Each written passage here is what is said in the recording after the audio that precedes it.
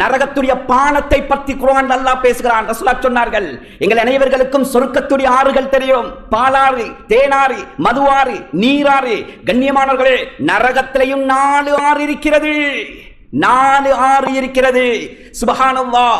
சொன்னாங்க ரசூலுல்லாஹ், முஹ்லு ஜஹன்னம், தீனத்துல் ஹபால், நஹ்ருல் கௌத்தா, மாஉல் ஹமீம்.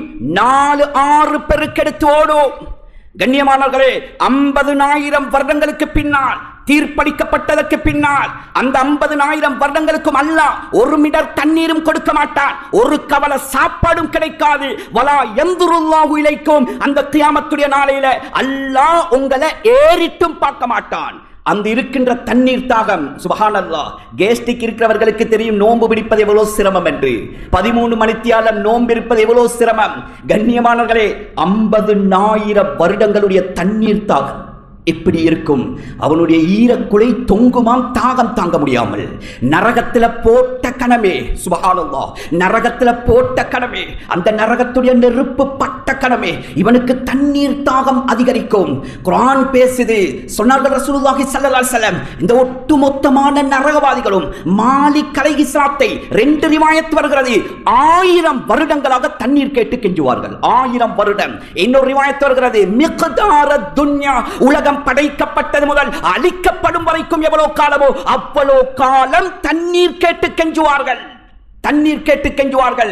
கடைசியாக கொடுக்கப்படும் முதலாவது ஆறு மாஉல் ஹமீம். ஹமீம் என்ற பானம். கண்ணியமானவர்களே, இன்று காலையில முஃபஸ்ஸிரீன்கள் வாசித்தேன். சுப்ஹானல்லாஹ். படைக்கப்பட்டது முதல் நரகம் திறக்கப்பட்டு வேதனை செய்யப்படும் வரைக்கும் அது கொதித்துக் கொண்டே இருக்குமாம், கொதித்துக் கொண்டே இருக்கும். மாஉல் ஹமீம் சாதாரணமான பானம் அல்ல.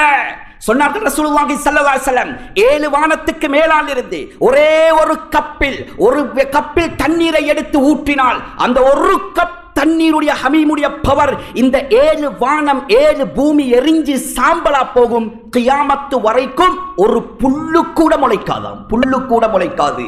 கண்ணியத்துக்குரிய மேலான பெரியவர்களே, சகோதரர்களே, சொன்னார்கள் ரசூலுல்லாஹ், அந்த தண்ணீர் பாத்திரம் நரகவாதியுடைய கையில் ஒப்படைக்கப்படும்.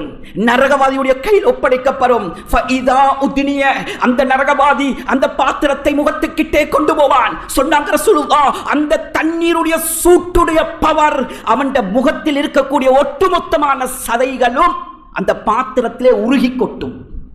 சேல் நாத்தம், சுப்ஹானல்லாஹ். சொன்னாங்க ரசூலுல்லாஹ், அந்த தண்ணீர் தாகம் அவனை விடாது. அந்த மாஉல் ஹமீமை குடிப்பான். சொன்னாங்க ரசூலுல்லாஹ், ஃபக்கத் அம்ஆஹும். குர்ஆன் பேசுது. வாயில ஊத்திய கனவே நாக்கோட சேர்த்து உடம்புக்குள்ள உள்ள ஒட்டுமொத்தமான பார்ட்ஸும் உருகி பின்துவாரத்தால்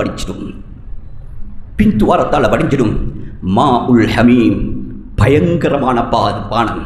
அல்லாஹ் எச்சரிக்கிறான். கண்ணியமானவர்களே, 2வது பானம் முஹ்லு ஜஹன்னம். ஈயம், இரும்பு, செம்பு உருக்கி ஆறாக ஓடும்.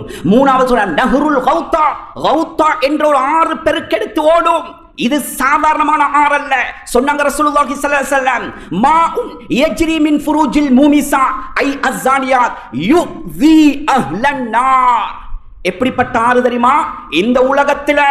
இந்த உலகத்தில ஹலாலான முறையில் இல்லாமல் ஹராமான விதத்தில் எந்த பெண்கள் எல்லாம் விபச்சாரம் செய்து தௌபா இல்லாமல் மௌத்தாகி நரகத்துக்கு போவார்களோ அவர்களுடைய மர்மஸ்தானத்தில் இருந்து ஒரு திரவம் வடியும். அது ஆறாக பெருக்கெடுத்து ஓடும். சொன்னாங்க ரசூலுல்லாஹ், நாளைக்கு கியாமத்துடைய நாளையில நரகத்தில நரகவாதிகளுக்கு ஒரு நாற்றம் வீசும். அந்த நாற்றம் நரகத்துடைய அதாபை விட பயங்கரமாயிருக்கும். நரகத்துடைய அதாபை விட பயங்கரமாக இருக்கும். அந்த ஆறு தான் நாம் நஹ்ருல் கௌத்தா என்று சொல்லக்கூடிய ஆறு. கண்ணியமானவர்களே, இந்த 4 ஆறு சொல்லிவிட்டு ரசூல் ஒரு ஆச்சரியமான ஒரு விடயத்தை சொன்னார்கள். இந்த 4 ஆறிலிருந்து ஒரு சாரார் தப்ப முடியாது. யார் தெரியுமா?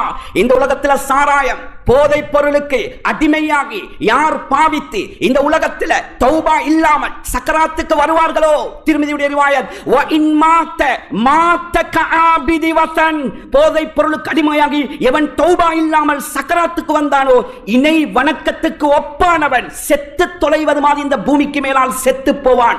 நாளைக்கு கியாமத்துடைய நாளையில முஷ்ரிக்கோட எழுப்பப்படுவான்.